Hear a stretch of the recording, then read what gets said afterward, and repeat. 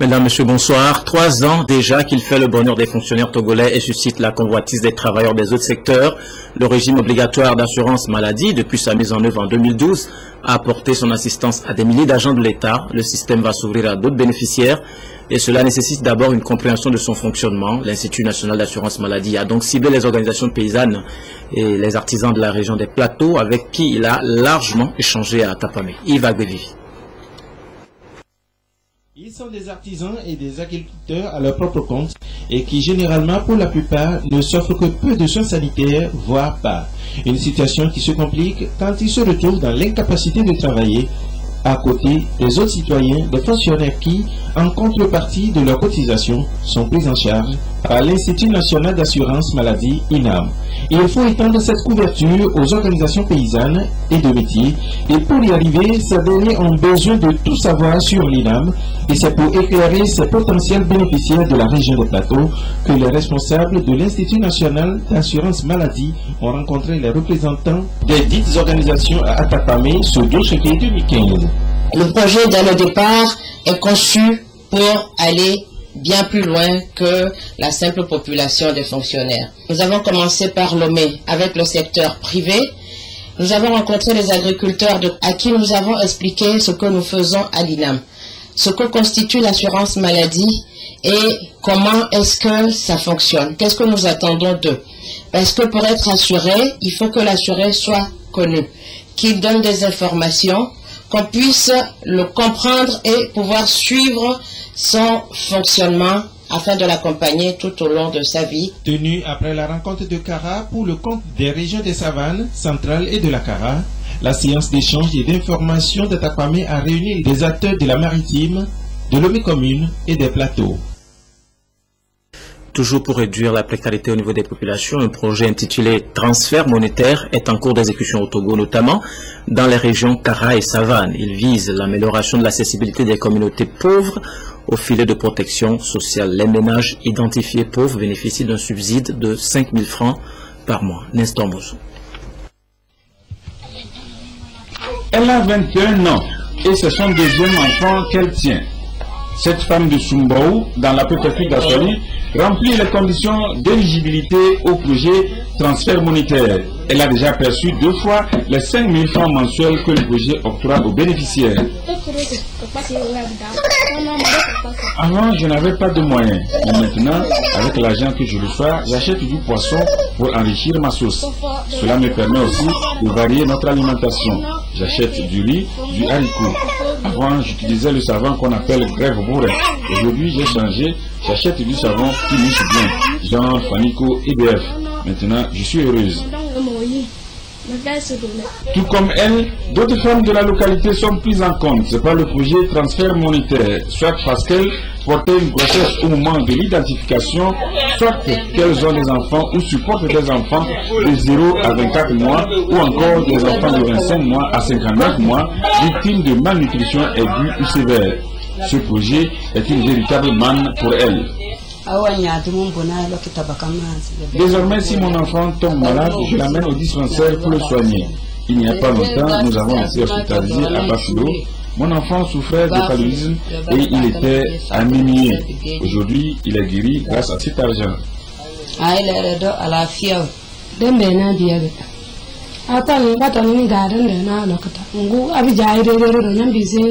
Nous servons de l'argent qu'on nous donne pour soigner nos enfants. Nous achetons aussi des aliments riches pour la nourrir. Par exemple, du macaroni et la farine pour la bouillir. Ma fille n'avait pas cette forme. Elle était maigre, mais depuis que je bénéficie de l'aide, elle a de l'embonpoint. Nous remercions sincèrement du bienfaiteur.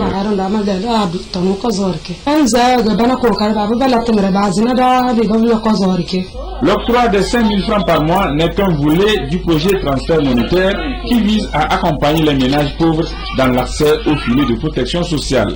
Dans les jours à venir, nous programmons la sensibilisation au niveau de chaque village. Nous allons regrouper les bénéficiaires par village, leur parler de l'hygiène alimentaire et vestimentaire des enfants, la propriété, le lavage des mains, tout ça là. Nous allons aussi encourager les femmes, quand bien même qu'elles accouchent dans les unités de soins périphériques, déclarer aussi les enfants pour que les enfants aient des naissances. Nous allons encourager non seulement les femmes, et les hommes à scolariser les enfants, que ce soit les enfants filles et garçons. Le projet va toucher cette année plus de 21 500 bénéficiaires répartis dans 317 villages des régions Kara et Savane. Après 30 mois, s'il se révèle satisfaisant, il est prévu qu'il s'étende à d'autres régions. La protection de l'environnement est aussi un atout de plus pour permettre à l'espèce humaine de mieux vivre et à la faune de connaître une longévité à travers le temps. L'ONG de solidarité internationale Eau Vive est très engagée dans cette cause. Elle vient d'organiser des visites d'échange entre les villages où est mis en œuvre un projet de renforcement de la participation communautaire à la protection de l'environnement et la restauration de la fertilité des sols, puis les structures de vulgarisation de ces techniques. Nestor Moussou.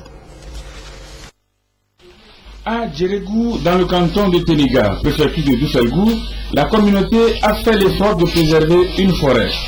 Celle-ci a reçu la visite d'un groupe composé des acteurs de la mise en œuvre du projet renforcement de la participation communautaire pour la protection de l'environnement et la restauration de la fertilité des sols. Projet initié par l'Association de solidarité internationale Eau Vive, financé par l'Union européenne et couvrant 50 villages des préfectures de la COSA et de la BINA.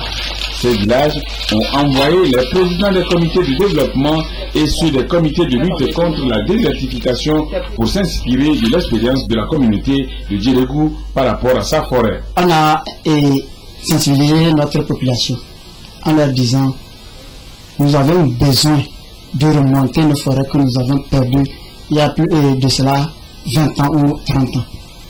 Donc encore fait remonter ces forêts. La population a décidé qu'on devait faire les pare-feux.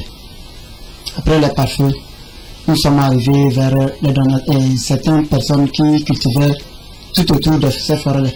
On leur a demandé à ce qu'ils nous passent leur portion pour qu'on puisse élargir ces forêts. Aussitôt fini, on devait passer à la délimitation. C'est pour voir quelles sont les stratégies communautaires, les approches communautaires qu'ils ont pu utiliser pour arriver à ces bons résultats.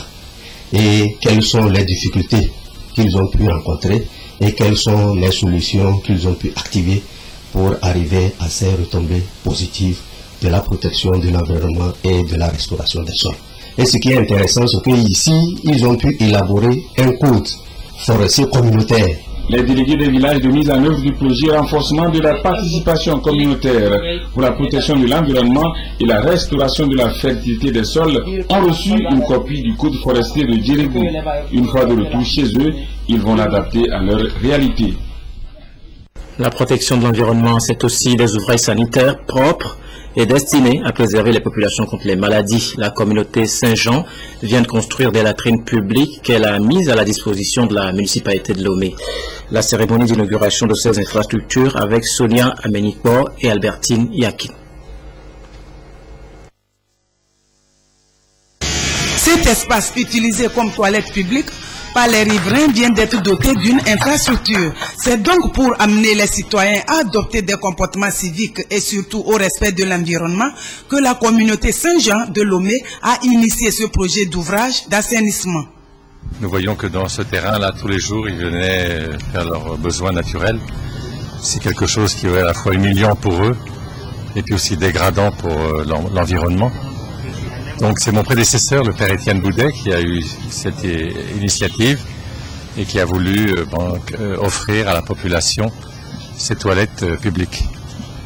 Exposés à l'insalubrité publique, les abords du domaine de l'auditorium du bas-fond du collège Saint-Joseph de Lomé sont donc réhabilités. Remercier cette communauté pour l'initiative prise d'assainir les abords de la paroisse universitaire et des collèges voisinants, à savoir le collège Saint-Joseph et le collège Trébert. La réalisation et la mise à la disposition de la municipalité de ces ouvrages montre la suffisance que la communauté catholique en général, la communauté Saint-Jean, apôtre de Lomé en particulier, ont compris que les questions d'assainissement et de salubrité ne sont pas l'affaire de la seule municipalité de Lomé. C'est le lieu d'inviter les bénéficiaires, que sont les riverains, au civisme et à la citoyenneté dans l'utilisation de ce joyau. Fini donc les attitudes malsaines des populations appelées désormais à adopter des comportements civiques et citoyens. Et la communauté économique de l'Afrique centrale se retrouve de nouveau lundi au Cameroun. L'ordre du jour reste le même, fédérer les stratégies pour mettre définitivement hors d'état de nuire la secte islamiste Boko Haram qui endeuille les communautés et perturbe la stabilité de la région. La mobilisation pour l'éradication du groupe Boko Haram se poursuit. Ce groupe terroriste vient de cibler le Tchad. Ces derniers jours, le Niger a été aussi la cible de plusieurs attaques de Boko Haram. Face à ces phénomènes, la mutualisation des forces s'avère une nécessité. D'ailleurs, un sommet extraordinaire de chefs d'État de la communauté économique des États de l'Afrique centrale, CEAC, consacré à la guerre contre Boko Haram, aura lieu le 16 février à Yaoundé au Cameroun. L'objet de la rencontre est bien redéfinir la compréhension du phénomène Boko Haram pour que tout le monde soit au même niveau, que les uns et les autres comprennent que Boko Haram est un cancer et si on ne fait rien, ce cancer va se métastaser et c'est donc tous les corps et tous les États de la sous-région dans un premier temps, mais tous les États peut-être du continent qui risquent d'être contaminés. Dans la nuit de jeudi à vendredi, Boko Haram a attaqué la localité de Ngumboua, située sur une rive du lac Tchad. Cette attaque intervient après l'offensive de l'armée tchadienne contre ce groupe au Cameroun, une situation déplorée par les autorités camerounaises. Le groupe islamiste Boko Haram continue de créer la désolation et la tristesse à travers ses multiples exactions au Nigeria et au Cameroun. Maintenant, le groupe attaque le Niger et le Tchad, une situation sécuritaire préoccupante qui interpelle la communauté internationale. Une intervention rapide est devenue aujourd'hui plus que nécessaire afin de venir à bout de la secte islamiste Boko Haram.